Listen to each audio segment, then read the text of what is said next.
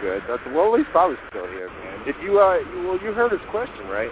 Yeah, no, I definitely heard it, and it's funny because Jim Ross made a comment and said that he feels that a lot of the talent should do that if they feel burnt out, is to, when their contract is up, take a couple of months to kind of recuperate and to come back. And something like what, HBK did, Y2J did, but I will absolutely pick Jeff Hardy in 2 seconds. If he decides to say, I need a break, it's a different story if he goes to TNA or to another competitive organization, which I don't expect that to see, but I will absolutely pick up Jeff Hardy once again if he decides to walk away and to come back. Yeah, if he walks away and comes back. I mean, like I said, if it's anything else, if it's personal issues where they have to send him home, it may be a different story. But I think he's in pretty good shape these days. It's a little bit burnt out, but other than that, he's said to be in pretty good shape. But and he's gonna resign that deal hopefully in the next few weeks here. We're gonna put something up on the website, hopefully, probably tomorrow morning around 10 a.m. I still have to finish writing that up, and then I'm going to put it on the website. But that is the deal. And by the way, as far as TNA news is concerned, another exclusive story that we're going to put up on WZROnline.com is that Bobby Lashley is now under contract with TNA Wrestling. His original contract was a 3-day deal, basically a trial and error.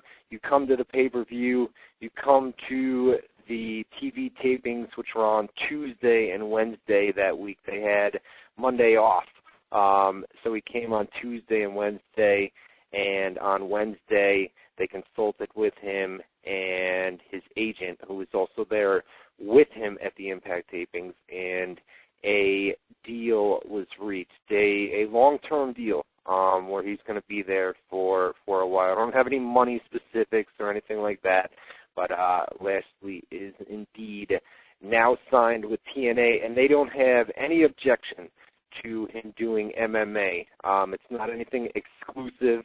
He's exclusive wrestling-wise to TNA, but as far as MMA is concerned, he is able to work for any MMA company that he wants, and the hope is that when he works against guys like Bob Sapp, and he's got a fight before that against a guy's name that I can't remember, nobody too big, not a known name or anything like that, but he's going to be able to work those as well, and the hope is that the announcers will cross-promote. Well, you'll hear Don West and Mike Tenay saying, hey, Lashley's got a fight coming up with Bob Sapp, da-da-da-da-da. The Bob Sapp fight airs, and then we have the announcers, whether it's on a televised television network, whether it's on DVD, whatever it is, streamed on the Internet. A lot of these companies stream stuff on the Internet. They would promote TNA as well during his fight. So that's the hope with Bobby Lashley. But he has signed a contract with TNA. Outlaws from the chat room, you're live on WZR Radio. What's on your mind? Yeah, I want to talk about Lance Hoyt. Yeah, when he signs Lance Hoyt. Oh, Lance Hoyt. Okay, yeah. Is he signing with the WWE, and what kind of gimmick does he have? He is signed with WWE, and it's a developmental deal. Basically, WWE right now is on one of those times where they want big guys again. And another guy that's been brought up is Tyson Tomko. Between Lance Hoyt and Tyson Tomko. Tyson Tomko is out with an injury and could very well be headed back to WWE. He was actually never released. We put a story up on WZROnline.com, another exclusive story over on that website that Tomko wasn't released. We had that up last week, and it looks like he may be brought back. But both of their contracts are developmental for the championship. Do you know what name they're going to go under? Lance Hoyt name.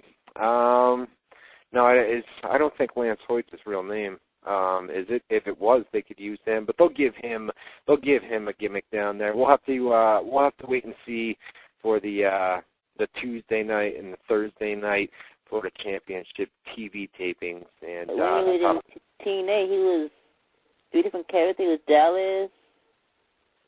Yeah, he was Dallas. No, they won't use anything like that. I mean, WWE isn't going to use any TNA trademarks or anything like that. Obviously, they'll give him a gimmick name. He'll get his name. I don't have it right now because he hasn't started working on the TV tapings just yet.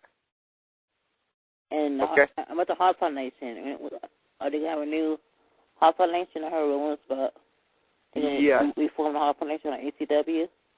Yeah, that's the plan for ECW. D.H. Smith is expected to be called up. He was drafted over to that brand during the supplemental draft. Jose, you've heard that, right? D.H. Smith. I had originally heard that he was going to come back to, Randy Orton had actually stated this in a recent interview, that he wanted D.H. Smith to be a part of the Legacy faction over on Monday Night Raw, but that obviously is not going to end up happening with him being over on ECW.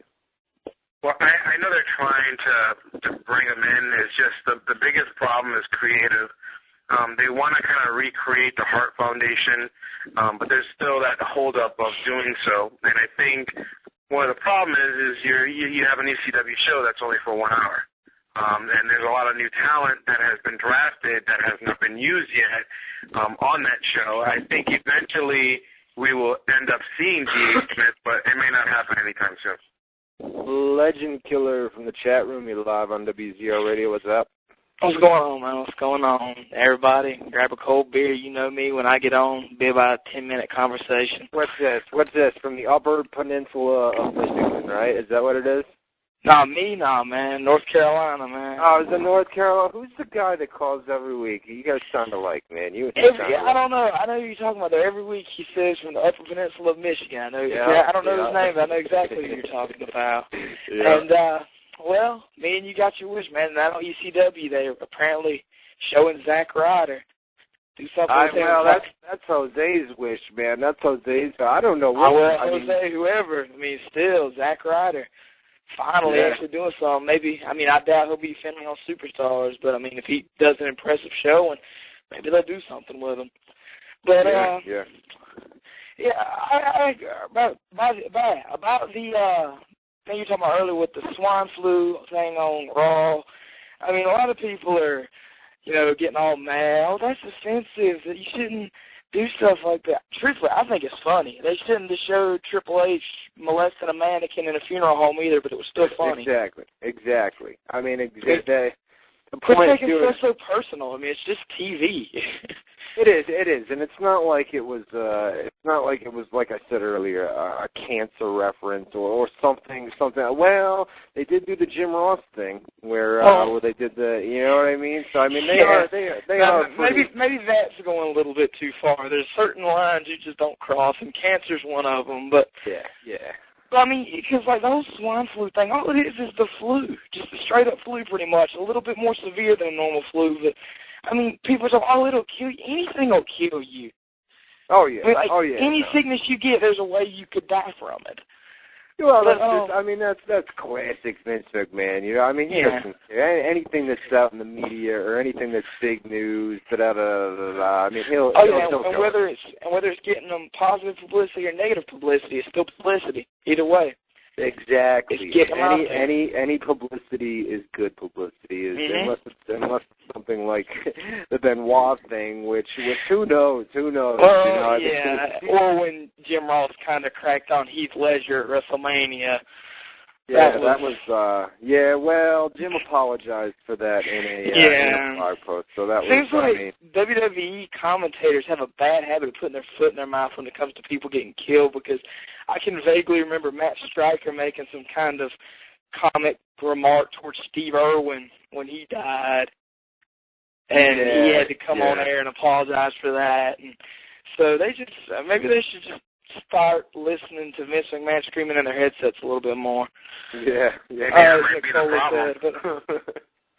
But one other thing I got to disagree with you, man. You were talking about how boring Raw was last night. I won't lie about that. That was absolutely a bore fest.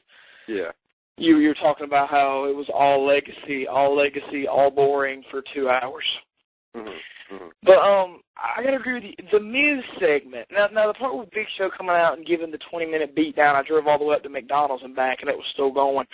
But McDonald's. What are you going to McDonald's for? What about Wendy's? I don't have a Wendy's. My nearest Wendy's is about 25 minutes away. All right. You got an excuse. That's a legit excuse. Yeah, if I had a Wendy's, I'd go now. But yeah, my nearest Wendy's is the next town over. But all right. The Miz, I noticed he was kind of, and me and my buddy were talking about this. Doesn't this whole thing with him and Cena kind of seem a little bit too familiar, like Jericho and Goldberg back in WCW? Does anybody else remember that?